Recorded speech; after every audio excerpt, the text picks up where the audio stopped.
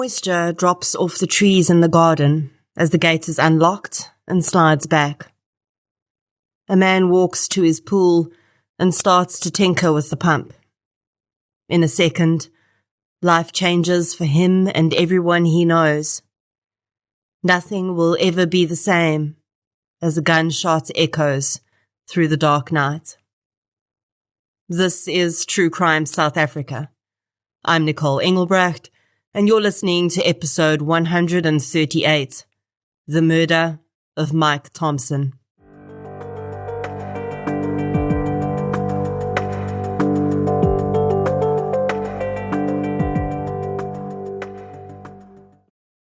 This episode is sponsored by Watchtower Group.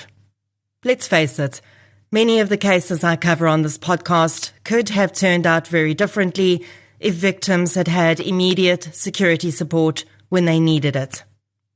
If you're looking for the ultimate peace of mind when it comes to security, look no further than Watchtower Group, your trusted partner in off-site CCTV monitoring solutions. Transform your home or business security with their state-of-the-art CCTV AI technology. Detect intruders, monitor your property, and gain peace of mind 24/7. Protect what you cherish most, effortlessly. Picture this: a state-of-the-art security camera system capturing every angle of your property and alerting a team of highly trained CCTV operators to any potential security threat.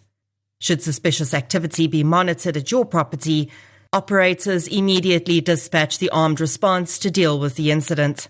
Maximized security, minimized cost. Save big on physical security expenses with Watchtower's smart surveillance solutions. Their team of highly trained security experts is always one step ahead.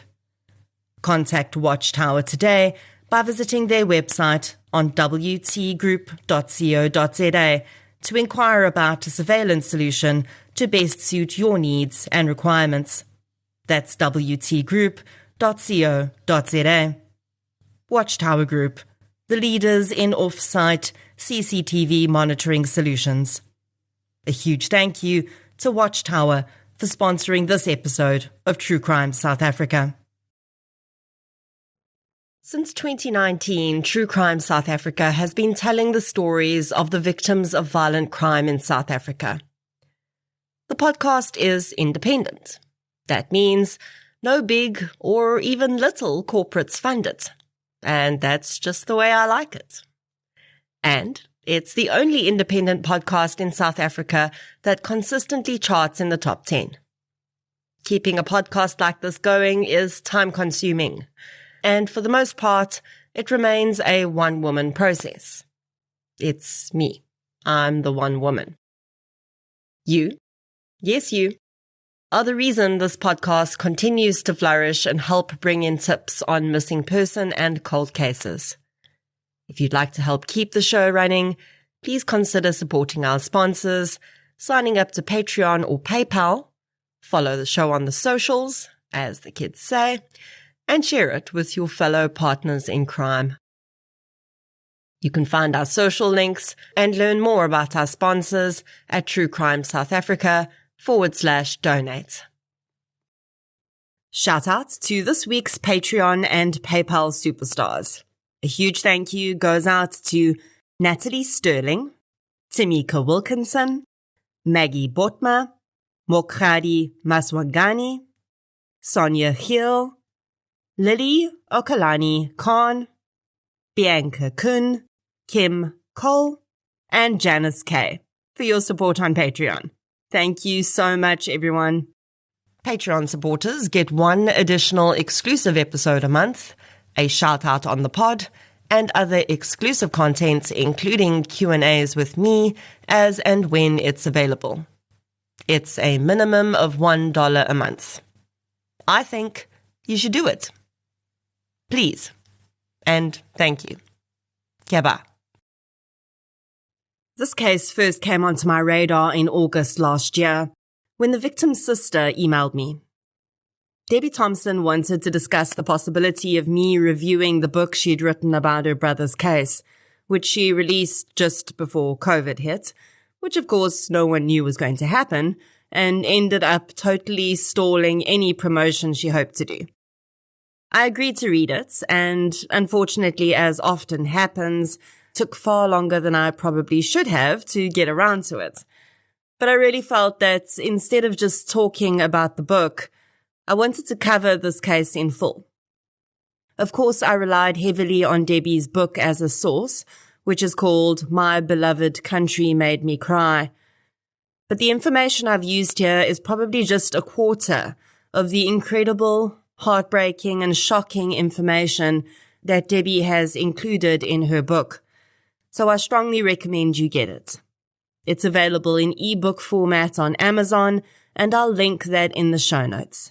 And it's also available in many bookstores too.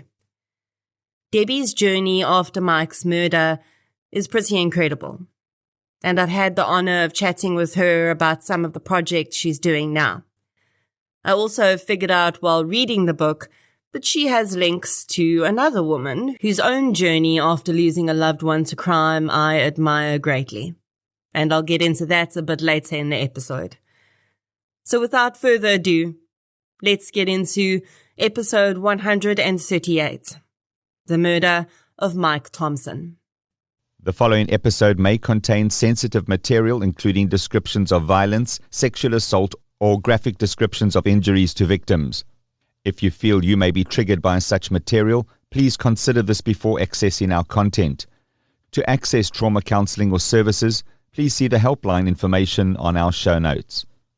Although this episode is specifically about the murder of one man, Mike Thomson, the case itself involves a huge number of other victims of different crimes that the individuals involved in Mike's murder committed. Occasionally we hear about specific gangs or syndicates with specific modus operandis operating in certain areas.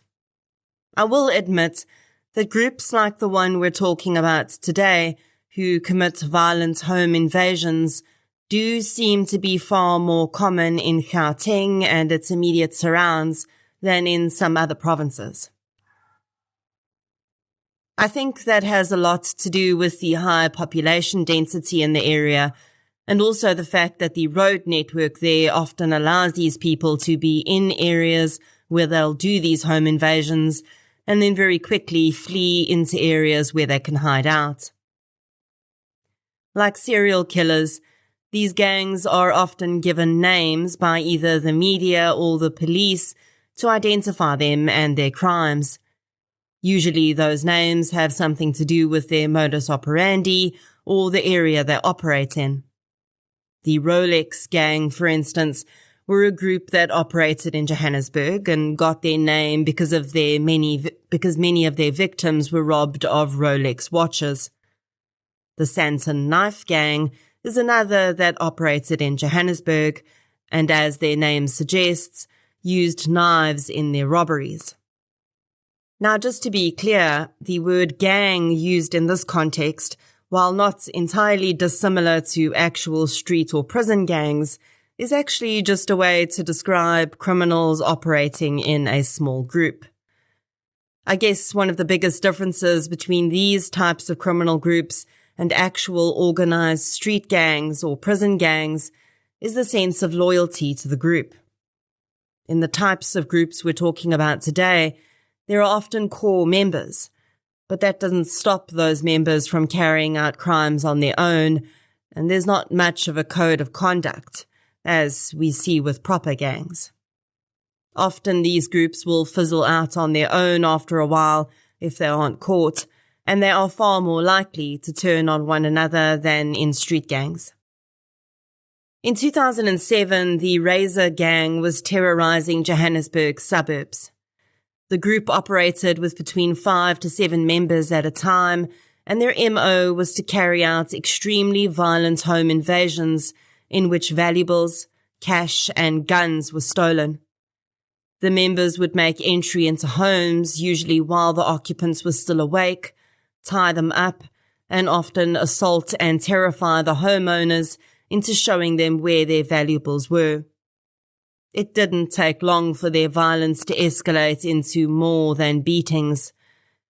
It would later be revealed that their targets were also not always completely random. Very often, one of their members, who was a taxi driver during the day, would give domestic employees from the suburbs rides home and get into conversation with them. Sometimes these individuals would share more about their employers' homes and the contents than they perhaps intended to, and on occasion, that sharing of information was intentional, and they might be promised a cut of the proceeds of a possible home invasion. In the months before they darkened the door of the Thomson family, the Razor Gang was already on police's radar. They'd committed 16 crimes before the one we're going to focus on today, and it would sadly not be their last either.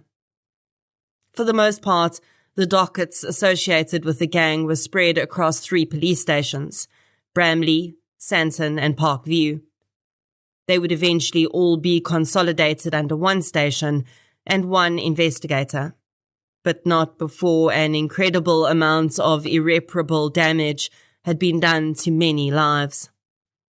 In her book, Debbie does a deep dive into the backgrounds of some of the members of the gang, as she would get to know them pretty well in the end. I'll get to some of that later in the episode, but you may be wondering about the gang's name. So at this point I'll say that the name comes from the nickname of one of the members, and the man who would play the most pivotal role in most of the crimes the gang was responsible for. Michael Thomson lived with his wife Lorna and their 3 children in Craighall Park. Mike worked in the IT industry, and Debbie says that his entire universe revolved around his wife, 2 daughters, Megs, 11, Annie Rose, 7, and his son, Nick, who was 9. Mike was close with his parents and older brother Alan, and well respected by his employer. The level of love and respect people had for the man would become extremely clear in the wake of his loss, and would echo out for a long time to come. Thursday, the 27th of September 2007, was like any other weeknight in the Thomson home. It had been raining for most of the day, but it was also hot, so the family had the security gate on the sliding door in the main bedroom locked, but the sliding door itself was open to let some fresh air in. After dinner and baths, the 5 family members gathered in the main bedroom and all lay together on the bed watching television. 9-year-old Nick was the first to head off to bed, and then the youngest, Annie Rose, retired too. As Megs was getting ready to go to bed, Mike noticed that the pool had been so well topped off by the day's rain that it was close to overflowing. If they had another downpour during the night, it would breach its limit, so Mike decided to backwash it quickly before bed. As he entered the backyard, he had no idea that there was a group of men huddled in the shadows. It would later emerge that the Razor Gang had not actually targeted the Thomsons that night. It had all been a horrible coincidence. The men had been headed to the neighbour's home. They'd allegedly been provided with information by that family's domestic worker that there was a large amount of cash in the house. The gang had been unable to make entry to that property from the street though, so instead they'd been making their way through Mike Thomson's yard to get there. At the very moment, he'd walked outside to backwash his pool. The moment they saw him and the gate standing open, for the brief time it would have taken him to complete his task, the gang decided to change their target. In seconds, 2 of the men were upon Mike. He shouted at them as he saw them, and one fired a bullet into his chest, which struck his lung. But Mike, immediately pumped with adrenaline and having had 20 years of martial arts training, wasn't immobilized by the bullet. Instead, he went on the attack, undoubtedly realizing that his family was just meters away. He watched as 2 of the men remained behind with him and another 2 ran inside. One of the 2 men outside cocked his gun and seemed to be preparing to shoot. But his gun jammed, and as he desperately tried to correct it, Mike punched him, knocking him out cold. The other man then stepped forward, armed with a screwdriver. Mike wrestled him, and they both fell into the pool. Mike began to push the man's head under the water to get him to lose consciousness, but the man began to stab him with the screwdriver. He would stab Mike 14 times during the struggle. As they struggled, the man that Mike had knocked out came round and started shouting for one of the men who'd gone inside. The man appeared at the doorway, saw the struggle in the pool, raised his firearm, and shot Mike once in the head. He died instantly. Inside the house, Lorna was horrified to see strange men standing in her bedroom. Not knowing the men's names at that point, Lorna would later identify them as the nice one, who was the man tasked with tying them up, as he'd been strangely kind and gentle with her and the children, despite the horrific nature of the situation. The wet one, as she'd seen the man who'd been wrestling with her husband in the swimming pool enter the house drenched, and the nasty one, the man who she would later discover was essentially the ringleader, and who seemed to take great pleasure in terrorizing and hurting them. As Lorna, Nick and Megs were tied up by the men, the youngest Thomson, Annie Rose, was still asleep in her bed. Lorna had asked if she could fetch the girls so that she didn't wake up and startle the men, but they refused, and thankfully Annie Rose would sleep through the entire incident. Lorna had no idea where Mike was at this point. She hadn't heard the gunshots. When she saw that one of the men was wet, she was concerned they might have knocked Mike unconscious and hoped they hadn't left him in the pool. She did ask the men where Mike was, and they told her not to worry, he was just sleeping. At that moment, though, she had to focus on keeping herself and her children safe. Over the next while, the men ransacked the family's home. They stole everything of value that they could carry and would occasionally yank one of the family members off the ground and pull them around the house with a gun to their head, demanding to be shown where the valuables were. The man Lorna called the nasty one picked on 9-year-old Nick and dragged the terrified boy from room to room, screaming at him that if he didn't show him where the CCTV recording hub was, he was going to kill his whole family. The men had seen small speakers mounted on Nick's bedroom walls and mistaken them for CCTV cameras.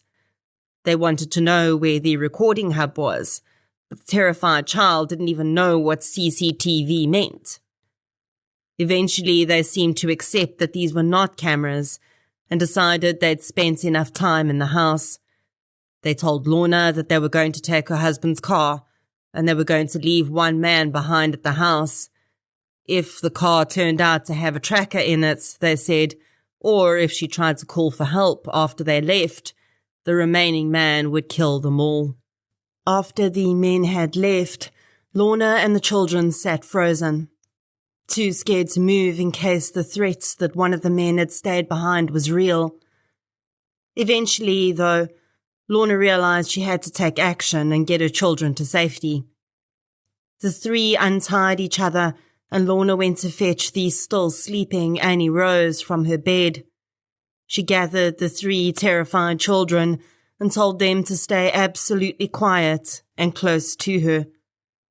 The 4 crept through the house back into the main bedroom, where just an hour before they'd lay watching television, safely ensconced in their family womb.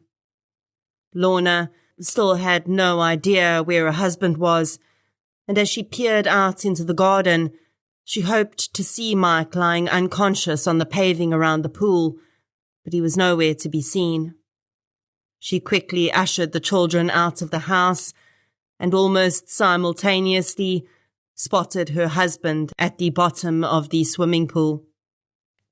A cloud of blood surrounded him, and as the horrific knowledge that her husband was dead sunk in, Lorna had to immediately snap back into mom mode and ensure that her children didn't see their dad like that. She pushed them along further into the garden and stood between them and the pool, telling them not to look down and carry on moving. The family were eventually able to get their neighbours' attention, and calls began to go out that would change so many lives. Debbie Thomson was getting ready for bed in her home in Hoedspruit, 5 hours' drive from Johannesburg, when her phone rang. In her book, she describes the confusion and shock that followed finding out that her brother had been murdered. She tries to wait out the night and travel in the morning, but eventually contacts a friend who was planning on travelling to Johannesburg for work and drives with her to arrive at her brother Alan's home, where the shocked family is gathering.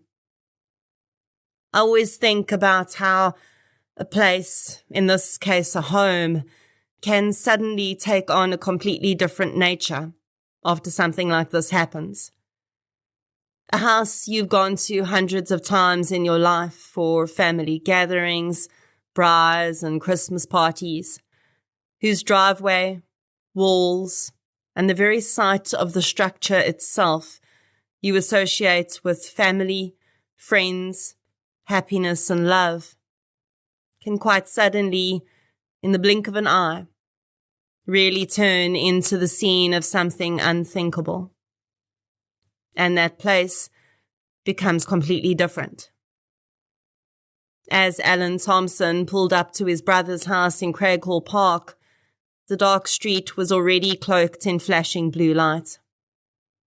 The home had been the place the Thomsons saw as their safety net, that their family members had associated with the deep bonds they had with one another, and it was suddenly the scene of a crime.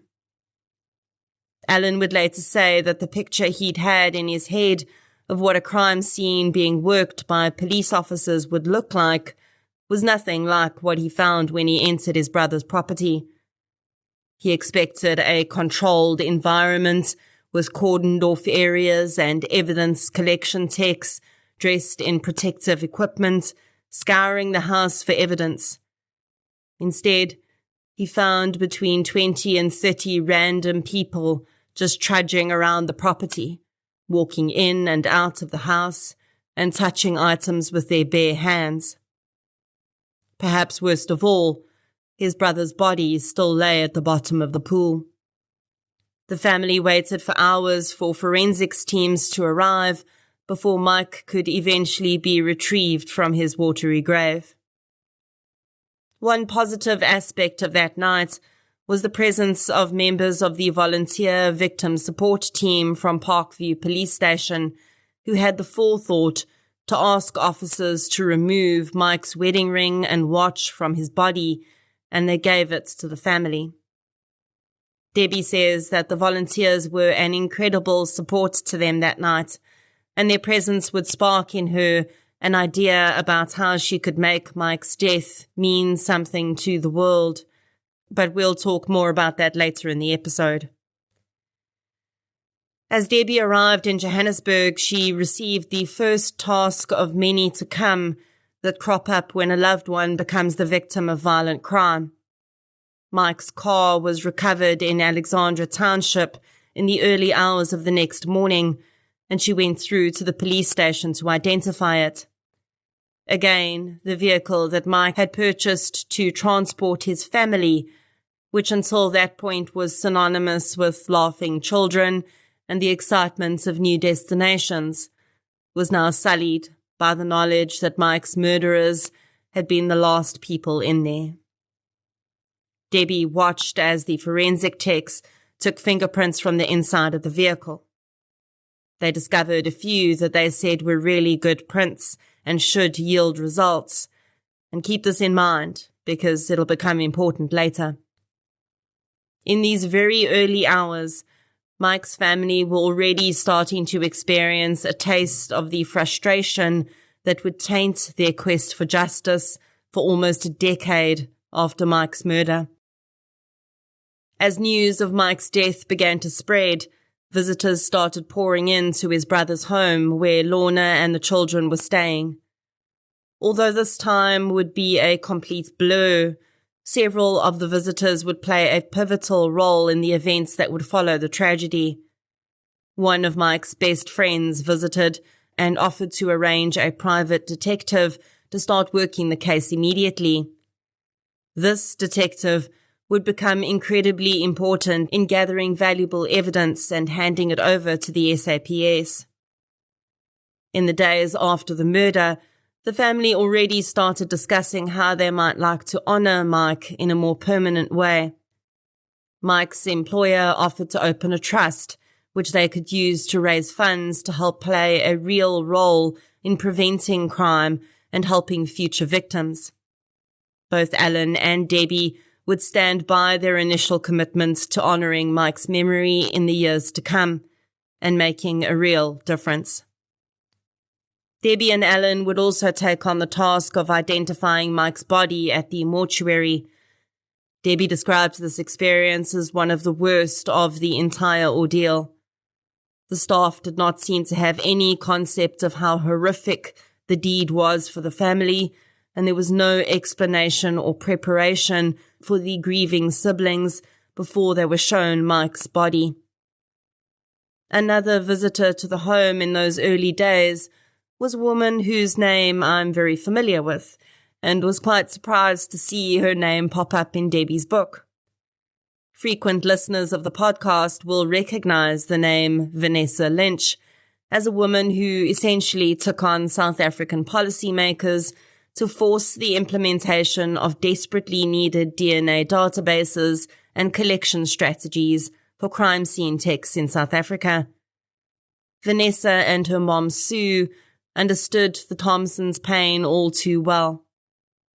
I've interviewed Vanessa on the podcast before about her organization, DNA for Africa, and the work it and she has done to move DNA forward in South Africa, and she's even interviewed me on her podcast too.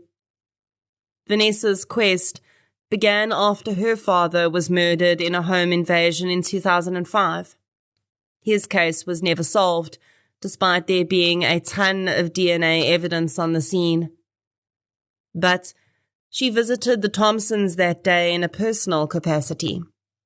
She, Debbie, and Mike went to school together and had been friends since.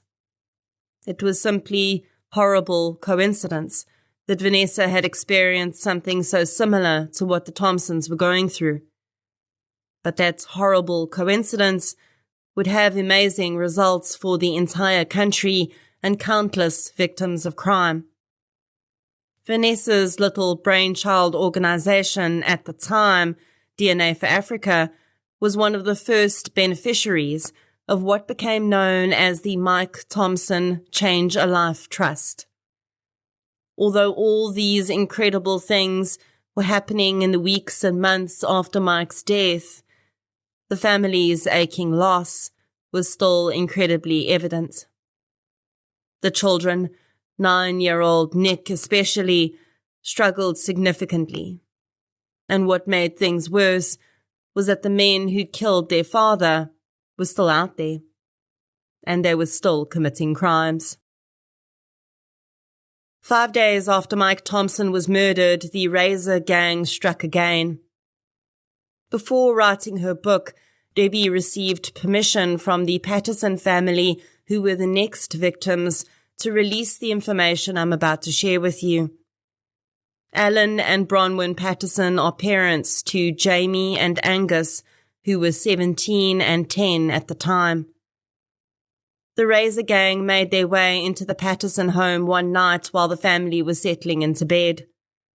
Both the children were already sleeping, but the gang tied up Alan and Bronwyn and woke the children up, ordering them into the lounge with their parents, where they were all forced to kneel in front of the men as the gang ransacked their home. The roles the men seemed to play, which came through so strongly in the Thomson home, also came through here. The nasty one was exceptionally vicious on this occasion, and so was at least one of his accomplices. The nice one continued to display a strange sense of care for his victims, binding them carefully and placing a blanket over them, and eventually even a pillow under Bronwyn's head as she lay on the floor. But the viciousness strongly overwhelmed any element of kindness displayed. Bronwyn asked up front that the men communicate only with her and not with her husband, because he was recovering from a stroke and struggled to find the right words sometimes. They did so, but this also meant that she became the gang's punching bag. Bronwyn was violently assaulted about the face and head and stabbed twice in the neck with a pair of scissors. The men had tossed her in a pile on top of her children and husband, and then the nasty one took his violence to a new level. Shouting that he was HIV positive, he grabbed 17-year-old Jamie and dragged her into a bathroom. Locking the door, he proceeded to rape the young girl. Alan was also beaten. Angus clearly remembered his mother being tossed on top of him after she'd been stabbed, and her whispering to herself that she was dying as her blood dripped onto him. Then the men fled. When they were able to raise the alarm, Bronwyn was rushed to the hospital and spent time in the ICU. She had massive bruising, a piece of her ear had been ripped off, she had broken ribs, and had lost a significant amount of blood. She did recover physically. Jamie, too, was rushed to the hospital, and a rape kit was taken which would yield DNA evidence. She was given antiretrovirals to try and prevent the rapist's HIV from developing in her body, and this caused her body to go into anaphylactic shock.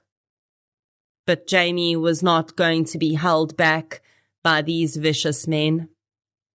After a week in hospital, she spoke with the media about her ordeal. Then she went back to school, sat for the matric exams she'd been studying for on the night of the attack, and passed with 7 distinctions.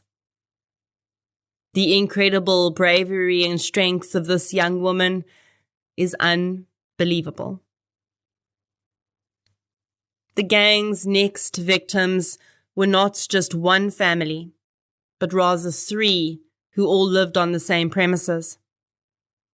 Debbie has changed the names of these victims because many of them fled the country after the crimes were committed against them, and they did not take part in the eventual trials. The victims in this case, Pastor Tom Redman and his wife Jenny, lived on a property in Santon, on which there were 2 other cottages. Tom's parents lived in one cottage, and they had a tenant in the other, a young student named Mbali. On the night of the attack, Mbali's friends, patients, Vusi and Thabo, were all at her home watching television. Systematically, the Razor Gang moved from cottage to cottage, rounding up all the victims into one of the cottages and tying them up. By the time the gang left the property, Vusi had been brutally assaulted and was barely clinging to life. Jenny and Mbali were both raped by one of the perpetrators, and Patience was subjected to 3 rapes. In between each, she was severely assaulted as well. The magnitude of the totality of that horror is just too great to put into words. Thankfully, this would be the gang's last known crime as a group. By this time, all of the dockets associated with the Razor Gang had been put together and allocated to one investigator, Warrant Officer Bruce McIntosh, at the Santon Police Station. Debbie praises McIntosh highly in her book and shares some of his background in the SAPS and the struggles he faced with a job he loved so much, which would eventually lead to his resignation. But in 2008, his sole focus was catching the violent gang of home invaders who called themselves the Razor Gang. It was really a bit of a stroke of luck that would lead to the first arrest, but that is often how it goes. Police were called out to a home in Alexandra where a man had pointed a firearm at his girlfriend and a man he'd found her with. The young man was arrested and the gun was seized, and when the serial number was run, it came back to Michael Roy Thomson. Mike's gun had been stolen during the robbery in their home, and now, it seemed, perhaps police had found one of his murderers. The young man with the gun was more than a little horrified to hear he was being accused of murder. He explained that he hadn't had any intention of using the gun, and it didn't even belong to him. He'd found it under his uncle's mattress and taken it to show his girlfriend, but then he'd found her with another man. He was very happy to lead police back to his uncle, and police officially arrested the first member of the Razor Gang on that day, George Nyembe. In searching George's home, police found a huge number of stolen items they could tie back to the gang's crimes, and George was singing like a bird and directed McIntosh to the homes of several other gang members. Sibusiso Mashinini managed to escape from police by running on the rooftops of surrounding homes and disappearing into Alexandra. He was arrested on the 1st of February 2008, though. Armando Makamo was arrested next, and then Bongani Masumpa and Mzilowo Tofile. By April 2008, there were just 2 gang members outstanding. The leader, Razor Zulu, the man whose nickname had named the gang, and Tabang Keza.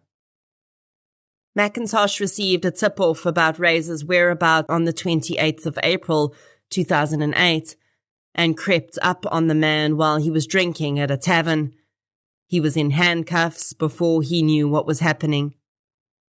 The final member of the gang was killed in a shootout with police after he'd committed another robbery with a different group in Fourways. And now, with all of the members of the gang in custody, we can piece together the evidence and understand exactly who these men were, because that would be incredibly important for Debbie too.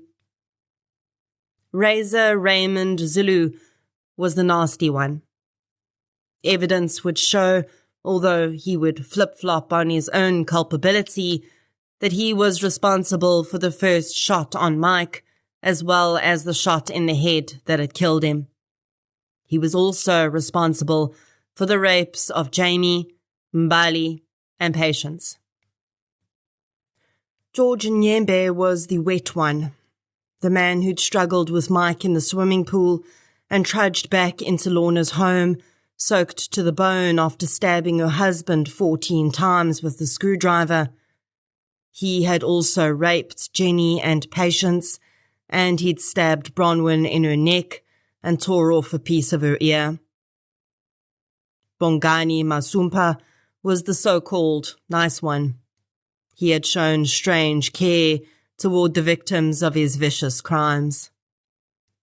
Mzilowa Tofile was believed to be the getaway driver and the man who would secure the leads during his day job as a taxi driver. Evidence connected all of the other men to the crimes too. Identity parades would be held in which Lorna and Nick were able to identify some of the perpetrators in the first ID parade, which they would later say was handled extremely professionally and they were treated with the utmost respect. When they had to go back for a second one, though, the opposite was true, and the family was so deeply re-traumatized by how they were treated that they couldn't make any identifications. Debbie points out something in her book that I think is extremely important to mention here about ID parades. She says that she's come to learn that many police officers across the country are under the mistaken belief that for an ID parade to be valid, the victim needs to touch the person they're identifying on the shoulder. Now, obviously, this is incredibly traumatizing and pretty ludicrous. It's bad enough coming face to face with a person who committed a violent crime against you, but now you have to touch his shoulder and get close enough to do that? No, surely that can't be true. Well, no, it's not, as Debbie points out. She received confirmation from the NPA that this is absolutely not true. And if you ever find yourself in a situation where you're asked to do this, make sure you ask for the most senior officer in the building so that they can set the incorrect officer straight. The other families had equally poor experiences with ID parades linked to this case, and in fact, it seemed to be this that had pushed the last group of victims over the edge and into fleeing the country, because that was the last part of the process they dealt with before breaking contact with police and refusing any further interaction. At the risk of overstating this, I cannot imagine how a police officer could possibly expect Jamie, Mbali, Jenny, and Patience to touch the men who had raped them on their shoulders. Can you even imagine the horror? In 2009, Reza Zulu and Sibusiso Mashinini escaped from Alexandra Magistrates Court while appearing in a pre-trial hearing. Reza was re-arrested in November 2009.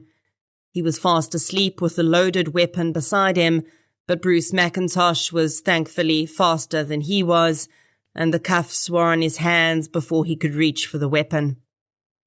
Sibusiso Mashinini remained on the run for another 2.5 months until he was shot in another robbery. McIntosh walked into his hospital room despite him having been booked in under a fake name, and the man's vital sign measurement machine went berserk at the sight of the police officer. Mashinini continued to claim that it was a case of mistaken identity, though, until McIntosh asked the nurse to check the man's back for a Mickey Mouse tattoo. And indeed, there it was. And Mashinini was back under arrest. All of the members of the Razor Gang were denied bail, except for Mziloa Tofile, who was believed not to have been physically at the robberies or murders and had allegedly only driven the gang to each of the locations. If the Thomson and Patterson families thought that the great wheel of justice was now finally turning and they could expect a quick resolution, they would be horribly mistaken. What happened over the next almost a decade would be unbelievable if it was scripted in a movie. But anyone who has ever dealt with the incredible level of low resources and inadequate systems in South Africa and many other similar countries will know it's all too real. The Thomsons and the Pattersons did not understand this at the time, but they were certainly going to find out. The Thomsons would have to fight for every piece of information they could get. Almost a year after the gang was arrested, they had to use personal connections to discover that Mike's case was not even on the court roll yet. His docket was lying on the floor of an unlocked room in the courthouse with hundreds of others. Around this time, Bronwyn Patterson was interviewed on the radio, and the Thomsons connected with her. They banded together to try and fight the system to get something happening. They would eventually get Mike's case on the roll and separately from the others, which was not what the prosecutor had originally wanted. They had wanted to try the gang for all their crimes at once, but this would mean that they would get one sentence for all of the cases, and the families didn't want that. Although they eventually won this battle too, it definitely wasn't the end. Debbie tried for years to get transcripts of the various court appearances the men had made without any luck. She just wanted to be able to understand what had been said in each one, but to this day, she's had no luck. The Pattersons' case would see a courtroom first in 2010. The traumatized family was subjected to continuous postponements, and eventually on the day of the trial starting, the accused men were offloaded from a van in full view of the bench where the Pattersons had been told to wait. Razor and his crew made threatening gestures and jeered at the family. The trauma was only further intensified when each family member was forced to say out loud in court, with all the defendants listening, not only their current address, but also the make, model, and registration of the vehicles they drove. If the Razor Gang had wanted to take retribution, the system was giving them a very easy way to do so. Finally, their testimonies were over, and they were allowed to leave. But the Pattersons were never informed of another court date. They eventually heard through a friend who'd heard on the radio that Razor Zulu was found guilty of rape and various other charges, and George Nyembe was found guilty of the attempted murder of Bronwyn. They were given 30 and 20 years respectively. The Thomsons expected their case to come next, but when they inquired, they once again discovered that Mike's case had been removed from the roll. According to the prosecutor, there was insufficient evidence.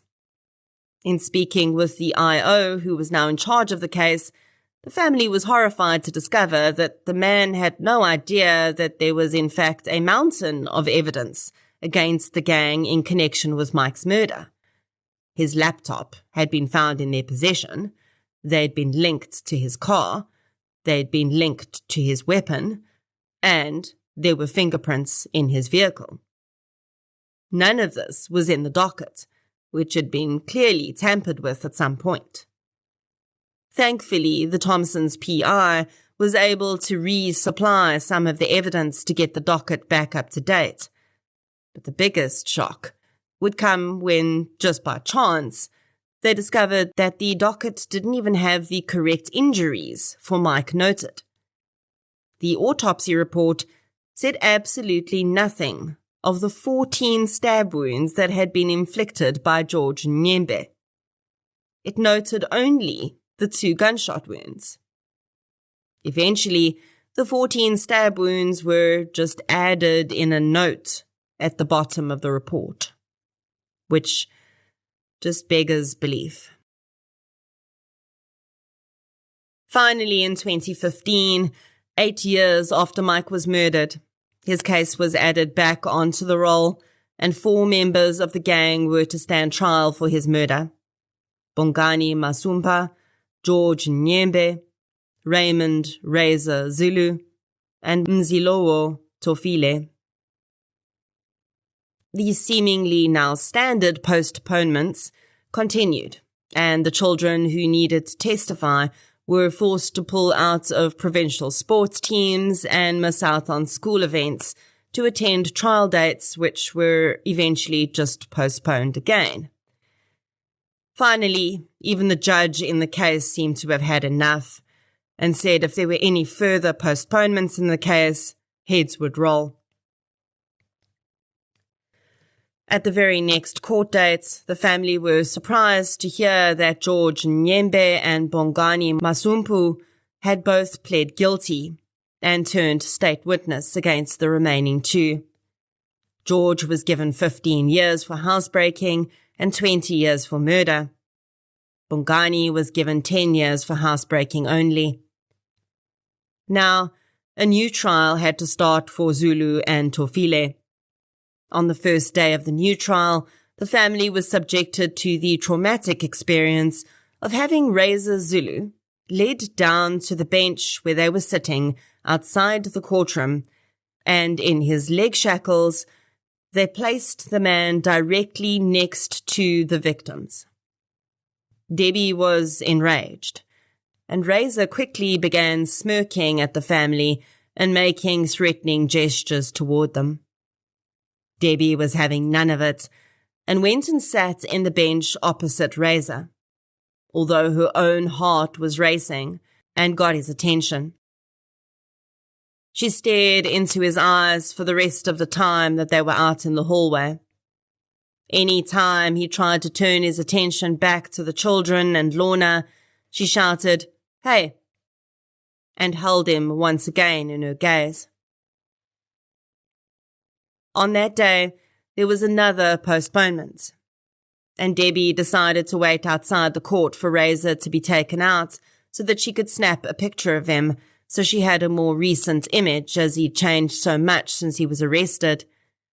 She waited and waited, and eventually went inside and asked where the prisoner was. The court clerk told her he'd asked to be kept in the holding cells for his own protection. Clearly, Debbie's fierce protection of her family had rattled the nasty one. When the trial finally resumed in July 2016, the family was in for another surprise. Razor Zulu had decided to plead guilty to Mike's murder. They immediately thought that he must be trying to get less time, but he actually hadn't. In his plea, he advised his own attorney to request the punishment he would have received, life in prison. The change around was unfathomable, but the Thomsons quickly agreed. Unfortunately, the charges against Tofile were dropped as there wasn't sufficient evidence to continue a trial against him, and the family agreed to this too. Before being led away, Razor Zulu asked for an opportunity to apologize to the family. He broke down into tears and told them that he was very sorry for what he did. Then, as though the last 8 years had been nothing but a strange, horrific nightmare, Razor is led away for the last time, his leg shackles reverberating around the courtroom. But it wouldn't be the last time that Debbie Thomson would see Razor Zulu. In the years since her brother's murder, Debbie's life had changed completely, not only due to the deep grief and loss she'd experienced, but because she decided to use that grief to try and make a difference in Mike's name. They'd been so grateful for the victim support services they'd received that Debbie went on to start the first victim support service in Hoedspruit. Her original career in conservation has now taken a major shift, and although I can't share all of the details of what she does, as a lot of it is highly confidential, rest assured that Debbie Thomson is playing a pivotal role in fighting crime in South Africa in a volunteer capacity, and she is a sought-after resource and partner with law enforcement. Working with other victims and seeing so many other crimes and criminals got Debbie thinking. Why did the men who'd caused so much devastation in so many lives end up where they were? The process of trying to first find and then actually talk to these men was similar in frustration levels to the journey to their conviction. Before she actually achieved what she'd set out to, Debbie would be scammed by an unscrupulous person, wasting many months of her time.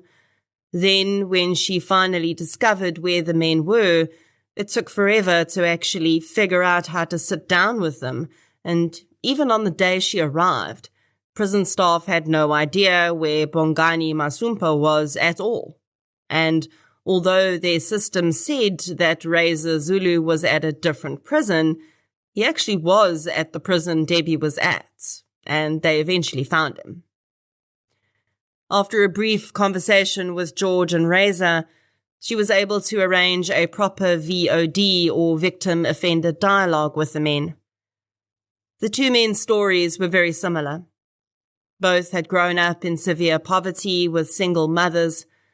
Razor had seen his mother severely beaten and watched his father throw her and him and his siblings out on the street. He and his siblings had joined street gangs early, as had George. By the time George was 25, 4 of his 6 siblings were dead. When you read Debbie's book, you'll get some of the pretty amazing insight she's gained over the years into the difference between people who grow up in difficult circumstances and go on to commit crimes and those who don't. But Debbie realized quickly through talking to the men that only one of them seemed at least a little bit sincere about his remorse. George Nyembe seemed sincere enough, although he had very little insight into why he'd done the things he had, and he couldn't explain why he continued to do such things if he felt as bad about them as he claimed. But there was some imperceptible difference between George and Razor that made Debbie fear that Razor would likely do exactly the same things again if given half the chance. Razor cried and begged for forgiveness, but there was a depth missing from his apology. His behavior had a dramatic flair to the point that Debbie felt like he was simply putting on a show. Psychopaths are really good at that. That's my view, by the way, not Debbie's. And even in their telling of their versions of what had happened that night, the men tried to minimize certain roles. When Tabang was shot by police, he became the gang's scapegoat, and suddenly everyone was claiming that it had been him and not Razor that had shot Mike. But Debbie knew that wasn't true. Although they'd never got a full trial with all the evidence presented, she'd gained enough experience in the ensuing years to be able to piece things together. The men claimed that the gunshots had only happened when they were in the pool, and it was, kind of self-defense, according to them, because they had told Mike to just comply, and he had been trying to drown George. All of this was, to coin a phrase, bullshit. The angle of the first gunshot could not have happened while Mike was on his stomach in the pool. Both bullets he was shot with came from a 7.65mm gun. Tabang's gun, which had definitely jammed because an ejected bullet was found on the paving, was a 9mm. When Razor was arrested, he had a 7.65 in his possession. The ordeal that the Thomsons and every other victim of the Razor gang went through is just unspeakable. And I'm not even just talking about the crime. I'm talking about everything they went through after that. They literally had to fight tooth and nail for the justice they finally got. And what would have happened if they hadn't? What would have happened if Mike hadn't had family to fight for him? Or if the family simply didn't have it in them, after all the pain, to keep pushing? Would the Razor gang have just gone back out onto the street? Debbie acknowledges that there are people in the story who are impeccable examples of their profession. And there are people who are rather poor examples. And that's to be expected. But it is about more than the people who might or might not do their jobs, regardless of the condition of the system. It's about a system that is so broken in so many ways that it enables the people who don't want to do their jobs and disables those who do. Time has passed and improvements have been made. The Debbie's story is duplicated in my inbox almost every day. We have a shockingly low solve and conviction rate in this country on violent crimes, and the Thomson story is sadly not the first or the last. But it is important to hear. I highly recommend you get a copy of Debbie Thomson's book, My Beloved Country Made Me Cry. I'll link it in the show notes, and if you struggle to find it, please do let me know. Debbie, you initially wanted a book review. I think this might be the longest book review in history, but here's the summary. Your book is one every South African needs to read. It is one that perfectly encapsulates an experience no one should ever have, but also goes so much deeper than a description of trauma. It brought me close to tears at times, and I've learned not to be a crier. You are an incredible writer, an amazing person, and the best damn sister anyone could ever ask for. And thank you for everything you continue to do for the country that has stolen so much from you. Mike Thomson does have a legacy. Thanks to people like Debbie, Alan, Lorna, his children, his parents, and Vanessa Lynch.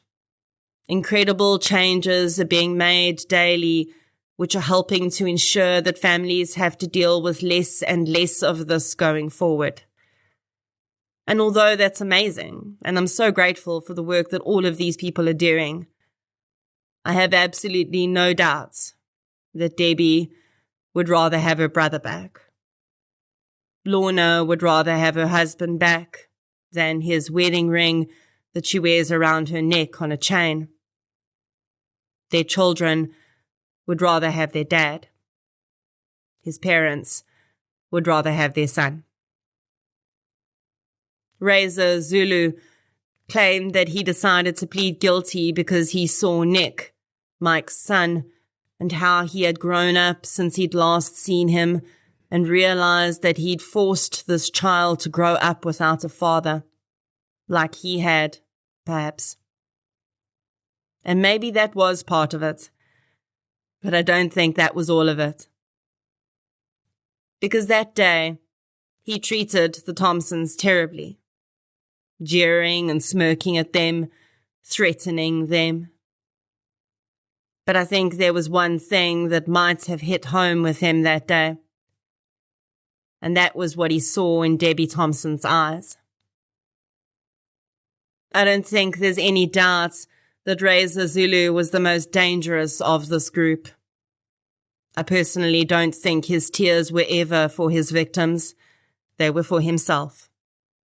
And I could be totally off course here, but I think that when Debbie sat down in front of him that day and stared him down, despite his best attempts to intimidate her and her family, he saw a strength in her that he would never have. He saw what strength looked like when it was born of love and not hate. Debbie wasn't afraid of him, at least not in the way he wanted her to be. And that was really all Reza Zulu ever had. Fear. It was the mother's milk he was raised on. It was the sustenance he was fed. And then, because he had absolutely no other tools in his toolkit, it became his weapon too. And in this woman's eyes, the woman from which he'd stolen an entire life that consisted of her previous normal, in her eyes, he saw something he had no defense against. He'd never had anyone in his life who would stare down a monster for him. But Lorna, the kids, and Mike did.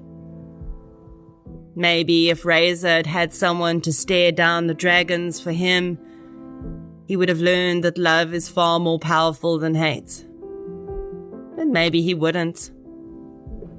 Maybe he would always have been an angry, violent person. Who knows? But Mike had Debbie and many others, and they stared down the monsters together until the monsters gave in. But even in that act of selfless love, their hearts remained forever scarred. Mike Thomson, rest gently.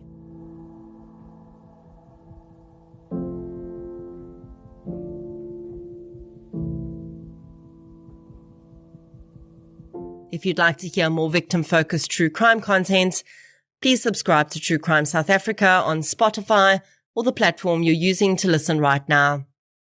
If you're looking for something still related to real-life stories, but often with a more positive slant, you can check out my new podcast series, I Lived Through This. You can follow both podcasts on social media. We're on Facebook, Twitter, and Instagram. I'll be back next week with another episode. Until then, thank you for your support, and I'll chat to you soon.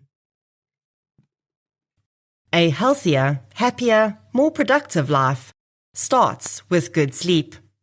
Make sure you invest in the right bed. Dial-A-Bed stocks the best bed brands at the best prices. Shop at 76 stores nationwide or online.